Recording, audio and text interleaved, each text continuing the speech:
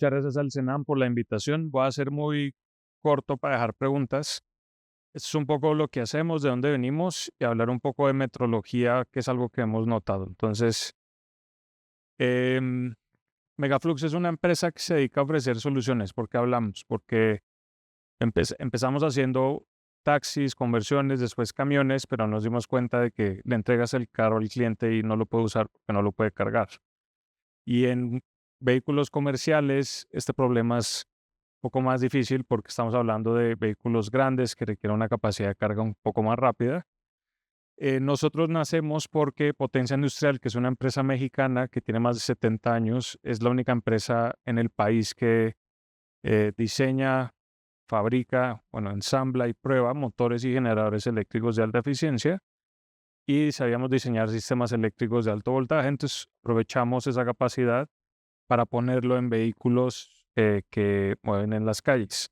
Ahora, la empresa nace porque hay que solucionar varios problemas. Primero está el de emisiones. El transporte es entre el 17 y el 25%, dependiendo del área, de las emisiones de gases de efecto invernadero. Por ejemplo, en la Ciudad de México, el transporte de última milla es responsable del 50% de las partículas PM2, que son las que más afectan. Entonces, hay un impacto significativo. Y en el tema de soluciones, al final nosotros nos encargamos de un cliente, le dicen, tienes que tener camiones eléctricos, buses eléctricos, qué camión uso, cómo lo cargo, cómo de operar, cómo es el mantenimiento. Y nuestra labor es ayudarle a resolver todas esas preguntas. La empresa empezó a operar como Megaflux en 2021, pero Potencia empezó a meterse en este tema de movilidad eléctrica en 2012. Hicimos el primer Suru convertido cuando estaba Carlos Obrador en la Ciudad de México y después empezamos a suministrarle a Vimo motores y controladores para las conversiones que hacían ellos. En 2017 empezamos con un proyecto de electrificación de taxis en la Ciudad de México. Tuvimos la fortuna de ganarnos un premio en 2018 del Banco Mundial que se llama el Premio Prodetes y con eso compramos equipo para desarrollar capacidades en desarrollo de sistemas de almacenamiento de energía. Y Megaflux tuvo su primera entrada en el mercado poniendo el primer camión cama baja eléctrico del mundo con Grupo Modelo. Tenemos 11 vehículos en operación con ellos y con otros clientes. Y recientemente estamos entrando en el área de transporte público de la mano de RTP, que le hicimos una conversión. Y con Dina estamos desarrollando el primer bus mexicano eléctrico para que sea como opción. Este es el vehículo que electrificamos para RTP. Nosotros fabricamos el motor, ensamblamos la batería, diseño propio, toda la integración. El proyecto se ejecutó en 6 meses. Estos son los camiones que le vendemos a Grupo Modelo, que son vehículos de 150 kilómetros de autonomía, 18,000 kilos de peso bruto vehicular. Y estamos entrando en el segmento de micromovilidad. Son vehículos de baja velocidad que son cuadriciclos legalmente con placa de moto que tienen 100 kilómetros de autonomía, que se utilizan ya sea para ir a la oficina a diario o para hacer repartición de última milla eléctrica con triciclos. Este es un tema que vemos que está teniendo mucha atracción y estamos entrando ahí. Ahora, nosotros siempre, aquí hablamos mucho de autobuses, pero en general lo mencionaba la mía al inicio, esta es la transformación más grande de la industria automotriz, yo creo que desde la creación de la línea de ensamble. Entonces, lo que nosotros decimos es, hay empresas mexicanas que tienen tecnología, competencias, que antes no eran aptas para la industria automotriz, pero que hoy en día sí lo son. Ese es el caso nuestro. Entonces, existe esa oportunidad, uno, de nuevas empresas entrar, dos, que México aumente su participación y su competitividad en la industria. ¿Por qué no escalar del séptimo al quinto, al cuarto en fabricación y obviamente en aspectos de exportación? Entonces, desde nuestro lado, estos son los aspectos que vemos necesarios en desarrollo y fabricación en México. Baterías, no se hacen celdas, ya estaban hablando de proyectos, pero no se hacen celdas en México. Electrónica de potencia, lo estaban mencionando hace un rato. Hoy en día, bueno, no sé si los Tier 1, pero no existe una empresa que se conozca que desarrolló controladores de motor mexicanos ensamblados en México, fabricados en México. Tenemos una ventaja, Arizona tiene la inversión más grande yo creo que en la historia para semiconductores, entonces vamos a poder tener procesadores cerca. ¿Por qué no aprovechar eso? Cable de conectores, hace un rato estaban hablando de arneses. Los arneses de alto voltaje digamos que el problema se ataca de manera distinta. Motores eléctricos, nosotros entramos en esa categoría, pero deberían haber más. Y las estaciones de carga, ¿por qué lo mencionamos? Porque la demanda es tan alta que hoy en día yo pido un cargador y si no es chino, los tiempos de entrega son 6 a 8 meses, ¿no? Entonces, para satisfacer la demanda tiene que hacerse local y esto es un tema. Y detrás de las estaciones hay semiconductores, hay PCBs, hay fuentes DC, etcétera. Entonces, mucho es complementario. Ahora, otro aspecto que nosotros resaltamos mucho es producción nacional. De nada sirve gastar dinero federal para comprar buses que se importan 100% de afuera. Para que se den una idea, con el CONACYT hicimos un estudio corto. Si fabricar un bus en vez de importarlo genera hasta 8 veces más empleo y la derrama económica es 4 veces mayor, ¿no? Entonces, nosotros hacemos un esfuerzo muy grande en esto. Es un poco del trabajo que hacemos a nivel de ingeniería. Una particularidad nuestra que le puede llamar la atención, por ejemplo, a ZF es que los vehículos nuestros mantienen las transmisiones, ya sea automática o manual. Suena raro, pero la industria se va a Direct Drive, que es directa diferencial. Para mover el mismo peso bruto, claro, utilizas 3 a 4 veces más torque y potencia. En cambio, una transmisión manual, por ejemplo, en los camiones de modelo, que es algo que le gusta mucho a los choferes, de hecho es un ZF de 8 velocidades, es un vehículo que nosotros sepamos, por ejemplo, si comparas el BYD, que tiene la misma capacidad de carga que el nuestro vehículo es 25% más eficiente por kilómetro en condiciones reales de trabajo que el BYD. Y en parte es por la transmisión. Entonces, hay un aspecto muy importante ahí. En el pack de baterías, nosotros utilizamos módulos traídos de China, pero toda la ingeniería mecánica y validación eléctrica la hacemos nosotros. Y hay un tema aquí muy importante en ese tema.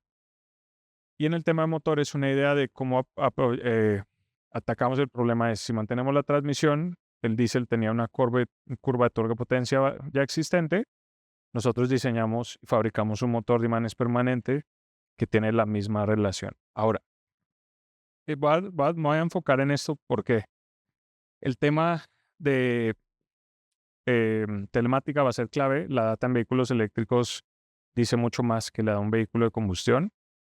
Y hay un aspecto muy importante que es metrología. Les explico. 0.05 volts en una batería de sobrecarga. Si yo sobrecargo una batería 0.05 volts arriba de su voltaje de corte en carga, puede llegar a quitarle 10% de su vida útil. Y lo digo por experiencia propia.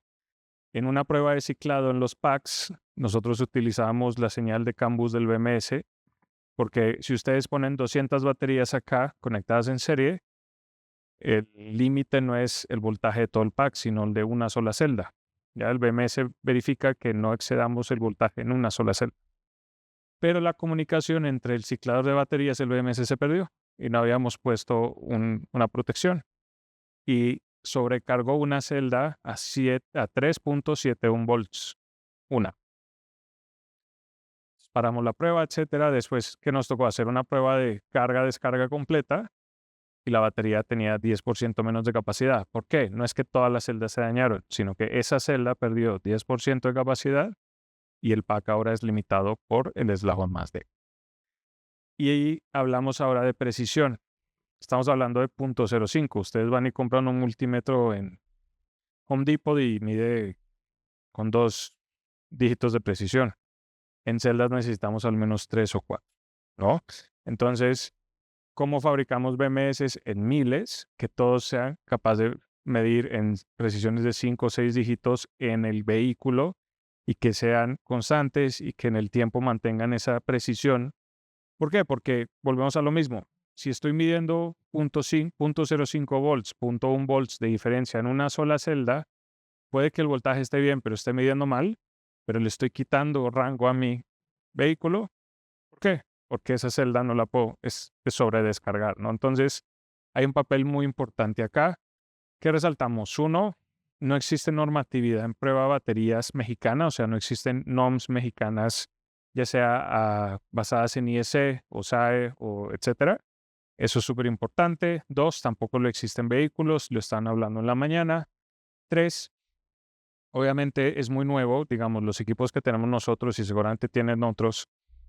Nosotros tenemos que contratar empresas fuera de México ahorita, igual lo vamos a ver, para que calibren los equipos que usamos para ciclar las baterías, que son equipos que salieron al mercado con esas precisiones hace 5, 8 años y pues obviamente, digamos, hay que tener experiencia en eso. Y lo otro es que además del control, o sea, además de la fabricación, en la telemática se tiene que mantener esa capacidad. ¿Por qué? Nos ha pasado que los clientes el vehículo se para con un porcentaje alto de COC porque no lo cargan bien, pero solamente analizando la data sabemos que es por un tema de desbalanceo, pero es un desbalanceo de 0.07 volts, ¿no? Y eso puede ser suficiente para que 15, 20% en capacidad. Entonces, hay un tema muy importante acá y creemos que eso es una de las cosas que hay que mejorar. Pienso que cuando empecemos a hacer aquí BMS, que es el componente más importante de la batería, ¿cómo garantizas que esos BMS tengan ese aspecto? Porque entendiendo, las empresas automotrices juegan con la dispersión, o sea, en la medición, para calcular los rangos de voltaje en que operan sus baterías. Por eso nunca lo llevan al voltaje más alto ni al más bajo, por esa incertidumbre que existe en la medición. Entonces, ¿cómo reducimos esas incertidumbres? Porque al final se va a traducir, por ejemplo, en mayor autonomía, mayor eficiencia, ¿ya? En el tema de motores, constantemente estamos viendo innovaciones en cómo medimos corriente en los controladores de motor, ¿ya? Que antes se usaban shunts, hoy en día se usan sensores Hall, seguramente van a salir otra que mantenga precisión. Estos vehículos son muy dependientes de sensores de posición de rotor que tengan 1 grado o menos de precisión. ¿Por qué? Porque la eficiencia la determina qué tan bueno es ese sensor. Y les voy a dar un ejemplo. Dependiendo del método de control de motor, en estos casos es por control vectorial. Si tú tienes tu sensor y tú debes calibrar lo que se llama un offset para que el controlador sepa cuál es el punto grado cero en ese rotor. Si tú tienes una diferencia de 1 grado en el offset calibrado, puedes tener hasta 10% mayor consumo de corriente para entregar el mismo torque, simplemente porque no estás dando la corriente en el ángulo específico. Entonces, estamos hablando de desafíos que se vienen. Obviamente, con el tiempo la industria ha ido avanzando en eso, pero pues, hablamos de metrología, nosotros día a día estamos aprendiendo, otras empresas están haciendo lo mismo.